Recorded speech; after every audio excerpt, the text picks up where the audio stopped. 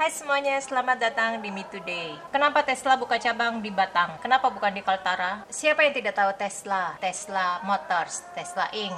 Ya, pokoknya kita akan membahas sampai ke sana. Kita bahas dulu ke profilnya. Tesla Motor Inc. yang didirikan pada tahun 2003 oleh Martin Eberhard dan Mark Tarpenning, yang beberapa bulan kemudian menyusul Irwan Wright. Lalu pada tahun 2004 menyusul lagi Elon Musk yang pada saat itu ya 2 tahun sebelumnya baru mendapatkan uang yang banyak dari penjualan PayPal sebesar 100 juta US dollar. Dia invest 6,5 juta dolar yang menjadikan posisi Elon Musk menjadi CEO. Sebagaimana kita tahu pada saat itu belum banyak orang yang punya mobil listrik. Kekurangannya mesin listrik ini juga butuh ngecharge, dia butuh charge power supaya bisa dipakai terus menerus. Setidaknya Tesla harus membangun infrastruktur baru untuk membangun jatuh daya yang cukup agar mobil-mobil yang bertenaga listrik ini dapat ngecharge di situ, numpang ngecharge di situ. Setidaknya butuh biaya lagi. Dia udah membangun mobilnya, udah mendevelop mobilnya, harus juga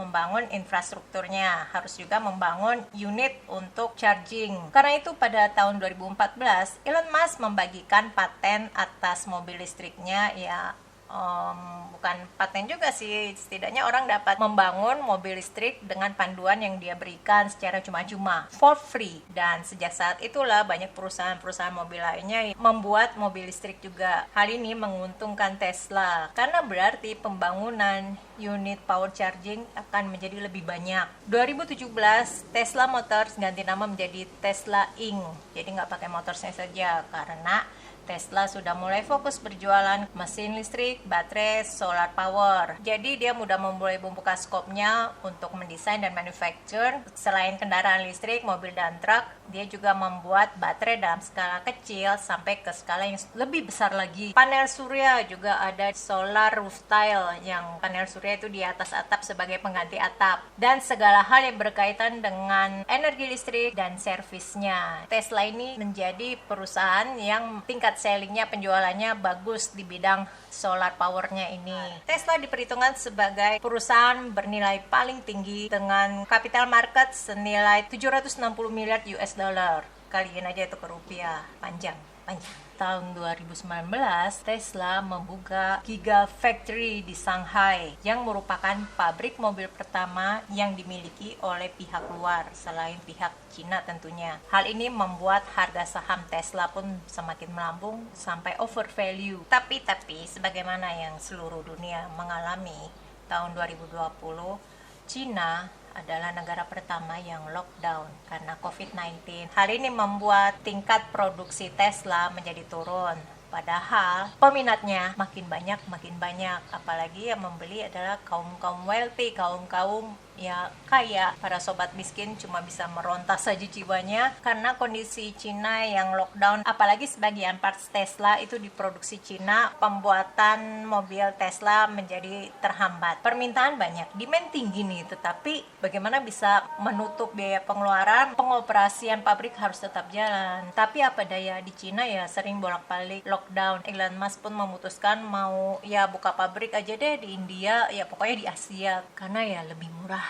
Luhut Panjaitan pada Mei 2022 sempat ngeliat nih, wah ini adalah peluang. Apalagi pada saat itu di Kaltara baru saja groundbreaking Green Industrial Park, kawasan industri pabrik, temanya pokoknya serba green, pada Desember 2021. Melihat hal ini maka Luhut Panjaitan pun memutuskan untuk menawarkan Elon Musk agar mau buka pabrik di Indonesia dengan prinsip teknologi maupun produksi bersih, clean energy, yang dikatakan kalau industrial park ini akan rampung pada tahun 2024, yang diklaim sebagai kawasan industri terbesar di dunia. Letaknya dekat dengan ibu kota negara baru. Area lokasi yang sangat-sangat aman, kondisinya itu jauh banget dari gempa, sangat stabil, area hijau dan good water supply.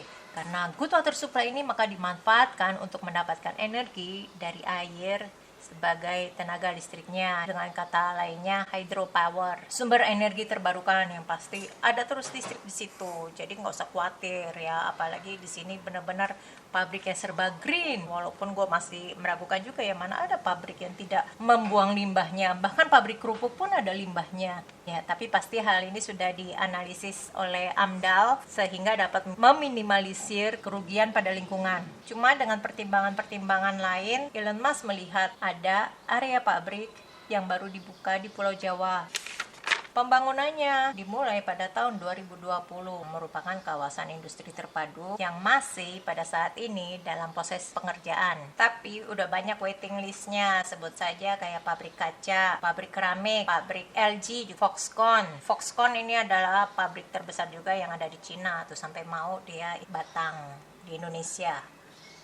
Ya, segala macam pabrik lah di situ. Yang diklaim di kawasan pabrik ini sebagai lokasinya yang sangat-sangat strategis karena terletak di Pulau Jawa. Ya, pokoknya keramaian adanya di Pulau Jawa. Areanya terletak di perbukitan sehingga jauh dari banjir. Sebagai kawasan area hijau, dekat dengan sumber bahan mentah. Jadi flow barang masuk dan barang keluar itu akan lebih cepat karena dekat dengan bandara dan juga pelabuhan. Sehingga mudah diakses dan minim hambatan. Kawasan ini menawarkan infrastruktur dan fasilitas karena sudah ready gitu, tahun 2020 udah dibangun, cuma tinggal dibagusin aja. Power supply-nya steady ya, karena di Pulau Jawa itu. Walaupun memang ada beberapa tempat juga di Pulau Jawa yang masih belum terjangkau listrik, tetapi di Batang ini power supply-nya steady, dijaminnya seperti itu diklaimnya. Terus water treatment terpusat. Yang paling penting nih, komunikasi dan konektivitas internetnya yang sangat lancar, yang lancar jaya. Yang dari semua hal ini dilihat, apalagi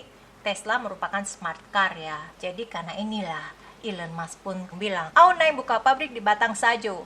Molo dang satuju, badang jadi." Sebenarnya kalau kita lihat lagi, lebih banyak poin di Kaltara daripada di Batang. Tetapi Elon Musk juga memperhitungkan faktor-faktor lain seperti waktu. Karena di Kaltara itu masih dalam proses pembangunan, 100% pembangunan diserahkan kepada pihak swasta, tidak ada jaminan dari pemerintah. Sedangkan yang di Batang udah bisa jalan nih. Supaya begitu pabriknya selesai dibangun, maka bisa langsung cepat-cepat produksi supaya pengadaan persaingan yang sudah dilakukan oleh para kompetitor dapat diserbu Tesla. Dan juga biaya-biaya distribusi, biaya flow barang masuk keluar itu dapat dipangkas. UMK yang sangat murah, paling murah yang ada di Pulau Jawa, dan melihat kerugian yang dialami Tesla di pabrik Giga Shanghai, lockdown COVID-19 sampai ya mereka padahal sudah meminta karyawan-karyawan yang ada di sana untuk tidur aja di pabrik, pengorbanan para karyawan pabrik untuk tetap dapat bekerja. Mengingat juga pendirian pabrik baterai di mana adanya larangan pemerintah tentang ekspor barang tambang mentah. Baterai itu komponennya kayak nikel, batu bara dan sebagainya yang sudah tidak boleh lagi barang mentahnya itu diekspor. Keraguan-keraguan yang muncul seputar keberadaan mobil Tesla di kalangan masyarakat Indonesia seperti mental Indonesia yang mau murahnya aja. Tetapi kita lupa, Tesla ini kan harganya miliaran. Masa iya mobil yang harganya miliaran kita memilih untuk membeli parts yang KW daripada parts yang ori? Target market Tesla adalah wealthy people. Parts Tesla yang elektronik banyak yang berprinsip kalau barang elektronik itu sekali rusak buang. Ibaratnya dengan handphone, yang kalau handphone itu rusak ganti dengan yang baru. Apalagi Tesla ini diperkirakan kalau umur pakainya hanya 10 tahun. Kalau rusak kayak mobil Tamiya, dibuang aja. Lagi-lagi gue agak-agak nggak setuju dengan pendapat yang seperti ini. Mengapa menyamakan mobil dengan ponsel? Padahal kalau kita lihat barang-barang elektronik yang ada di rumah, sudah berapa tahun barang elektronik itu ada di rumahmu. Sebenarnya banyak teknologi-teknologi jadul yang masih bisa dapat dipakai sampai sekarang. Para engineer bisa saja membuat barang-barang yang reliable, yang bisa dipakai dalam jangka waktu yang panjang. Pergerakan handphone sangat cepat sehingga dalam hitungan bulan saja udah ganti. Jadi jangan disamakan mobil dengan barang-barang elektronik seperti itu ya.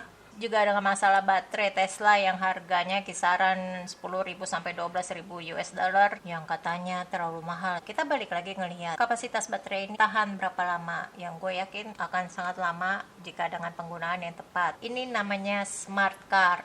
Karena jika ada satu sel baterai yang mati, tidak semua panel baterai diganti. Kembali lagi, pembuangan baterai ini yang akan bisa menjadi dampak bagi lingkungan. Ya, solusi masalah green car yang diharapkan dapat berdampak positif pada lingkungan bisa jadi berdampak negatif karena produksi baterai yang juga berdampak buruk bagi lingkungan yang menimbulkan efek rumah kaca. Kalau misalnya kamu ada pertanyaan, kamu ada unek-unek, kamu bisa komen di bawah. Jangan lupa like dan subscribe. Stay safe and stay healthy.